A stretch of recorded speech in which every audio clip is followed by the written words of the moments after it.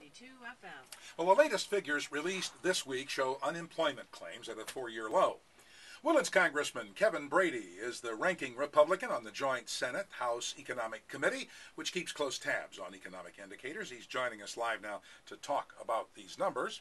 And I better turn on your microphones way over there. Thank you so much for joining us. Hey, good morning, JP. So glad to have you along. Thank you.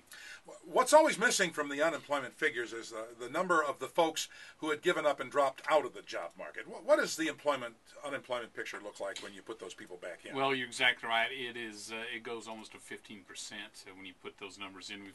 In fact, the only reason the unemployment rate went down this month was we had a bunch more, 160,000 more Americans just gave up looking for work. And any month we add new jobs, I think is a good month, but the numbers this month were half what people expected in the market, half of last month's, and we still have fewer Americans working today than when the president took office. So we are not anywhere close to where we need to be. I think we kind of forget some of that when we're here in Houston. We're so blessed to have a good economy here. Yeah, we really are stronger than many areas. But is the economy improving at all? We're hearing a lot about how things are getting better. I think it is from the standpoint I sense, and maybe because, as you said, we're in a very dynamic area of the country. I sense our businesses here are more optimistic than many places. But the big worry, the reason companies aren't adding jobs, they're looking at all these calls for higher taxes out of Washington.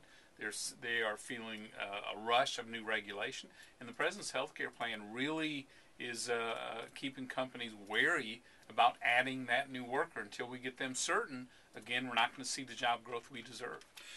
For folks who are watching the budget, the budget battle. Well, given the dysfunction in Congress, yeah, I think you hit it just about right.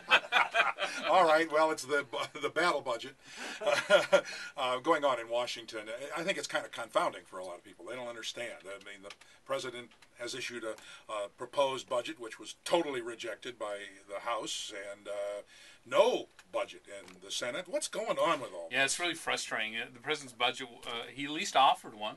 And it was rejected 414 to 0. The House has again passed a budget. Senate. The way it's supposed to work, JP, is the Senate says we have our own idea.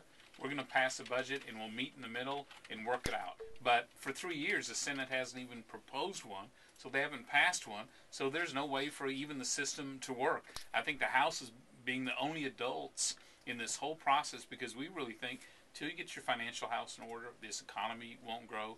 And until we figure out a way, and there's some good ideas to save Social Security and Medicare, until we address that, America won't ever get back to a balanced budget. So we're ready to make those tough decisions. The whole issue over who's going to get the female vote in this country has become big in the last couple of weeks. The president is really playing that as an ace. Is he going to win that vote? No. At the end of the day, he won't because he's stoking it now. But at the end of the day, it's moms and women who feel the heat of higher taxes. They're often the ones laid off in economies like this.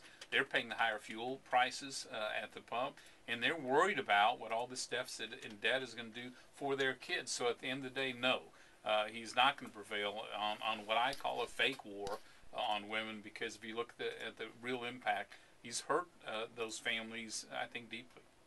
Well, the U.S. Supreme Court now considering the president's health care plan. A Houston appeals court judge actually demanded an explanation of what the president's been saying about that, saying, do you really believe that the courts can't overrule a law passed by Congress?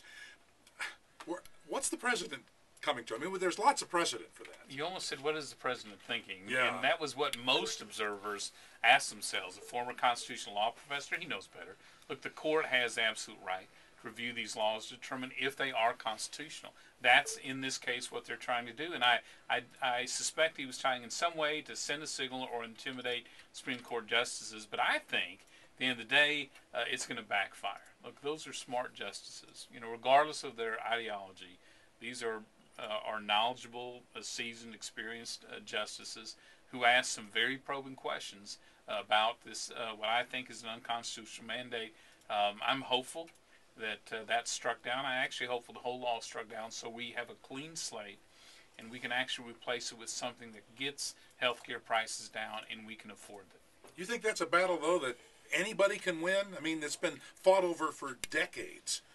Yeah, I do. In fact, I think the fact that healthcare prices just continue to rocket, drives us even further. We know this big government solution is going to even make it worse. I think there's some great ideas on how you give people more choices. You allow them to shop across state lines. I want to create a worker backpack where you can take a healthcare plan you choose, tailored to you, and take it from job to home if you're raising kids, to your business if you're starting a small business, something you can take with you all of your life and be rewarded for exercising, for preventative care, for taking care of yourself. You know, I just think we need a 21st century solution to the healthcare needs of today. Congressman Brady, thanks so much for coming. It's nice to have you here face to face. It is, JP, and have a great Holy Week, and thanks for having me. All right, take care of yourself. Kevin Brady there. 3 Texas men